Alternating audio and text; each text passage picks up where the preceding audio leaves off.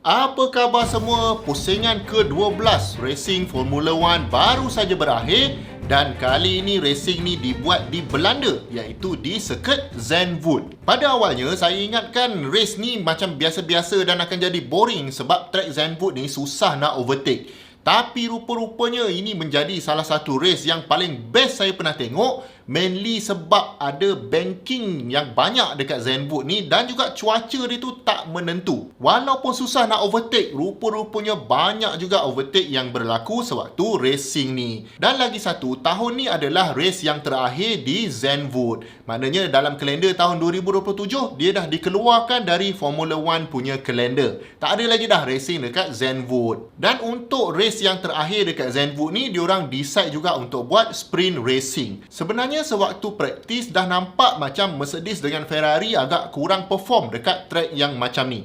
Red Bull memang agak teruk, tetapi yang paling perform saya nampak adalah McLaren. Tetapi sewaktu sprint qualifying dengan sprint punya race, nampak George Russell sangat perform. Antonelli tak boleh nak perform. Jadi untuk sprint racing, P1 adalah Russell, P2 adalah Leclerc dan P3 adalah Norris. Dan antara perubahan lain yang berlaku dalam race kali ni adalah Isaac Hadjar tak ada dalam race ni. Kan sebelum ni cuti panjang kan sebab diorang ada summer break. Waktu summer break tu Isaac Hadjar ni dia main boxing. Maka dia punya race ni retak. Jadi tak boleh nak race kali ni. Apa yang Red Bull buat, diorang naikkan Liam Lawson daripada Red Bull punya sister team tu, sekarang jadi partner Max Verstappen. Dan kemudian diorang penuhkan seat Liam Lawson tu dengan Yuki Tsunoda. Jadi best jugalah tengok Tsunoda balik ke Formula One. Tapi mungkin untuk 1-2 race sahaja. Sementara lengan Isaac Hadjar tu baik semula. Dan untuk main race pula, memang sewaktu qualifying Norris memang sangat dominant.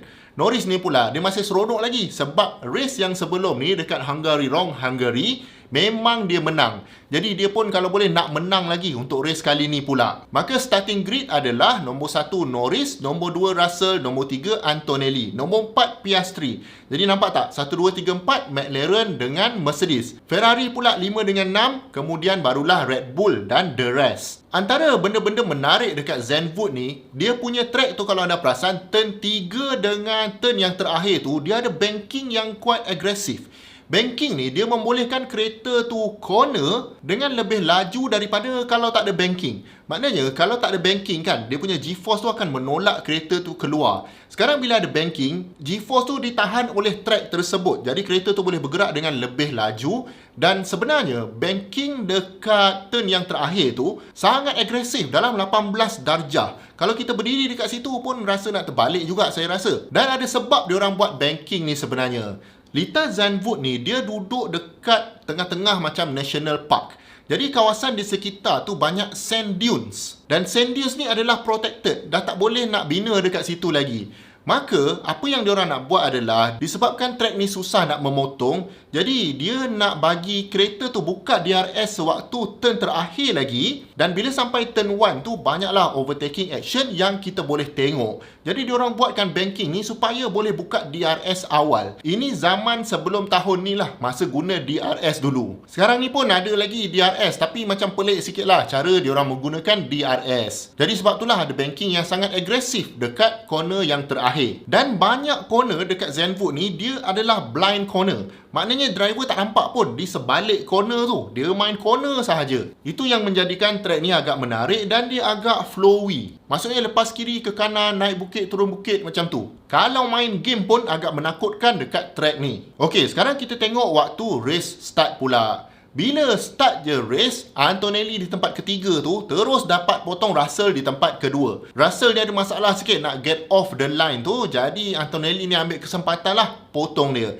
Jadi sewaktu turn ketiga tu, tempat pertama adalah Norris, kedua adalah Antonelli dan ketiga adalah Russell. Dekat belakang sikit, Red Bull nampaknya Max pun struggle sampai Liam Lawson nak potong dia dah. Tapi last kali dia back off juga, mungkin dia sedar diri kot. Kan kena marah pula kan, dah lah ganti seat saja, takkan nak kacau Max Verstappen pula, betul tak? Cuma yang malangnya Max Verstappen ni dekat turn terakhir tu, yang banking yang tinggi tu kan, dia position kereta dia bawah sangat. dekat situ masih lagi wet. Dan bila dia throttle tu terlebih sikit saja, maka dia akan oversteer dan dia counter balik, terus snap. Tak dapat tangkap dah kereta tu dan dia pun tercampak ke atas. Crash dekat situ, kemudian tercampak balik ke kanan track. Dan dah tersadai dekat situ. Crash ni agak besar jugalah. Tapi Max kata lepas tu dia okey je. Nampak je teruk dekat skrin. Tapi sebenarnya dia okey sahaja.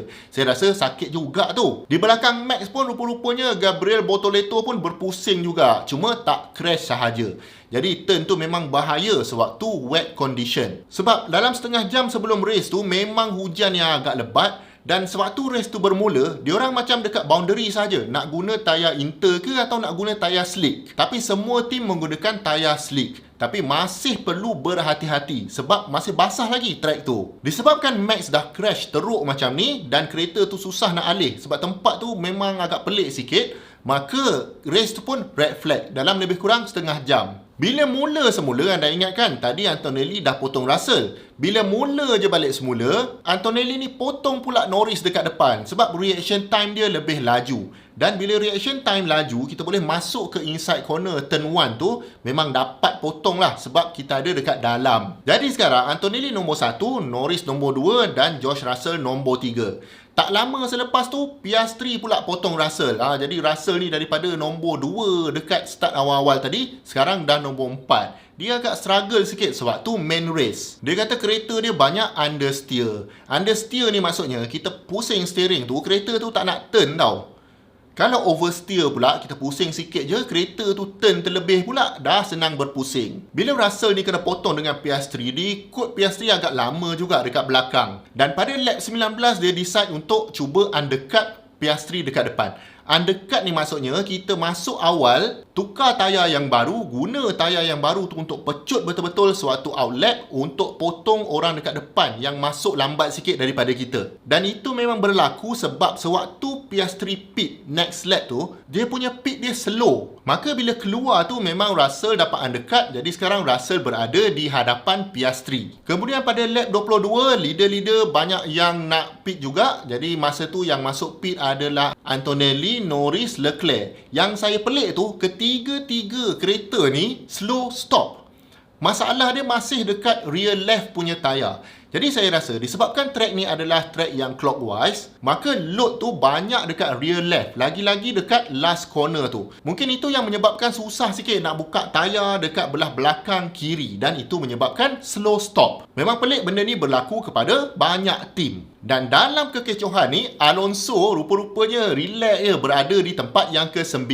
Kira masih boleh dapat point tau. Nanti saya ceritakan apa yang berlaku kepada dia sebab kita selalu bahan dia kan. Jadi selepas first stint ni, sekarang kita berada di second stint, maka memang Norris ni mengejar Antonelli dekat depan. Antonelli ni pula dia risau Norris nak undercut dia dekat belakang, maka dia pun masuk pit. Kebiasaannya bila kereta depan kita masuk pit, kita pun akan masuk pit juga sebab kita takut nanti makin lama dia makin jauh daripada kita. Tetapi Norris ni dia agak yakin dengan dia punya jentera tu dan dia yakin dia nak membina tayar delta tu supaya dia boleh attack kemudian. Tayar delta ni maksudnya, kalaulah kata anda ni tayar anda sekarang dah pakai 7 lap, tayar orang belakang baru pakai 1 lap, maka dia boleh kejar anda dengan sangat cepat, lebih kurang 1 saat setiap lap. Jadi dalam masa 7 saat saja dia dah ada betul-betul dekat belakang anda. Jadi itu yang dipanggil tayar delta ni. Lagi jauh tayar delta tu, kalau tadi beza 7 lap, kalau kata beza 10 lap, lagi cepatlah dia dapat tangkap anda. Dan dekat Zenwood ni memang tayar delta ni sangat efektif. Memang masa tu sangat besar perbezaan dia. Jadi itu yang Norris cari tu. Jadi dia extend lagi dia punya stint tu, dia tak masuk pit dulu, biar je Antonelli masuk pit dulu. Kemudian lap 47 baru dia masuk. Tadi Antonelli masuk lap 41. Lap 47 baru Norris masuk. Maka ada 6 lap punya tayar delta.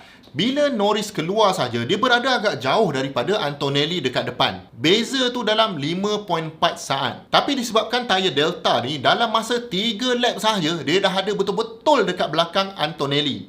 5 saat hilang macam tu saja. Antonelli pula tengah struggle sebab banyak trafik. 5 Lita Zenvolt ni memang pendek, dalam 1 minit 12 saat saja boleh complete satu lap. Sebab tu dia banyak lap, ada 72 lap. Jadi bila Lita pendek macam ni, memang cepat je lah akan jumpa dengan backmarker dan nak kena potong lah kereta-kereta ni. Of course ada sedikit masa akan terbuang. Jadi Norris ni dapat kejar Antonelli dengan cepat. Dekat depan Antonelli pula ada Hamilton. Waktu ni P1 Hamilton, P2 Antonelli, P3 adalah Norris. Hamilton ni dia ada strategi dia sendiri, memang lain. Tapi waktu tu tayar dia memang dah lama. Jadi Antonelli pun boleh catch up dengan cepat. Dan ini menjadikan pada lap ke-54, memang dia potong lah dengan ganasnya. Dia dapat potong Antonelli dan dia dapat potong Hamilton dalam satu lap sahaja. Jadi sekarang, nombor 1 adalah Norris, nombor 2 adalah Antonelli dan nombor 3 adalah Hamilton. Sebab tak lama lepas tu, Antonelli pun potong Hamilton. Kemudian, pada lap ke-55 ada VSC, iaitu Virtual Safety Car. Virtual Safety Car ni bermakna driver kena perlahankan kenderaan dalam 40% daripada kelajuan penuh untuk bagi peluang dekat Marshall ni recover debris-debris yang bersepah tengah jalan, sebab ada William, kedua-dua William ni berlanggar antara satu sama lain. Jadi masa VSC ni Hamilton masuk, Leclerc masuk dan juga Antonelli masuk. Dan diorang ni tukar tayar soft. Dan diorang nak gunalah tayar soft ni sampai ke hujung racing. Disebabkan diorang ni masuk, maka Russell sekarang berada di tempat kedua. Bila VSC dah berakhir, maka Russell dah risau dah. Sebab dia tahu Antonelli ni akan berjaya dekatkan diri dia dengan sangat cepat sebab tayar Delta yang besar tadi. Maka bila Antonelli berada di belakang, dia terpaksalah bagi Antonelli potong. Sebab Mercedes masih berharap lagi Antonelli ni boleh kejar Norris dekat depan. Tapi bila tengok pace Norris, dia ni laju gila guys.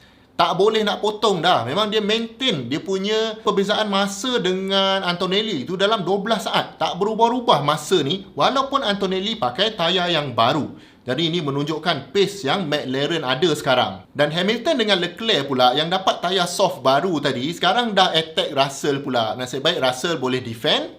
Russell pula memang defend kau-kau punya lah sebab tinggal 3-4 lap je masa tu. Dan akhirnya nombor 1 adalah Norris, nombor 2 Antonelli, nombor 3 Russell, nombor 4 Hamilton, nombor 5 Leclerc. Dan paling best Alonso dapat nombor 9, dapat 2 point tau. Bukanlah kata selama ni kita duk bahan dia, kita duk bahan teammate dia Lance Stroll sebenarnya. Dan macam biasa, untuk race kali ni pun dia macam strolling sahaja, tak ada masalah. 2 minggu lagi kita akan ada racing di Itali dekat Lita Monza. Lita Monza ni simple saja. Kalau Lita Zenvolt ni agak complicated, tapi dekat Monza ni dia lurus je. Ada 3 chicane, kemudian ada 1 parabolika, 1 right hander. Dah settle track tu. Dan saya rasa kereta zaman baru ni akan struggle dekat Monza sebab bila banyak sangat lurus ni, kereta tu akan cepat habis bateri. Lagi-lagi dekat turn 1 tu kan, keluar dari parabolika tu kalau boleh nak pecut gila-gila lah 370 km sejam pun. Tapi bila sampai hujung tu confirm bateri dah habis, tinggal 200 lebih saja. Ini saya punya prediction. Kereta-kereta akan struggle. Antonelli sekarang ada buffer dalam 60 point di depan Hamilton dengan Russell. Hamilton dengan Russell sekarang berkongsi poin yang sama di tempat kedua dan tempat ketiga. Anda rasa race kali ni best tak? Anda tahu kan Formula 1 nak datang Malaysia? Lepas ni dekat Monza, lepas tu dekat Spain, lepas tu Azerbaijan, lepas tu Malaysia. Menggantikan Grand Prix Bahrain. Dan sebenarnya race ni panjang lagi tau. Kita sekarang baru sampai di pertengahan sahaja. Tapi anda enjoy tak race setakat ni? Kalau ada point yang saya terlepas, cuba komen dekat bawah. Jemput subscribe kalau belum dan jumpa lagi di race yang akan datang. Assalamualaikum.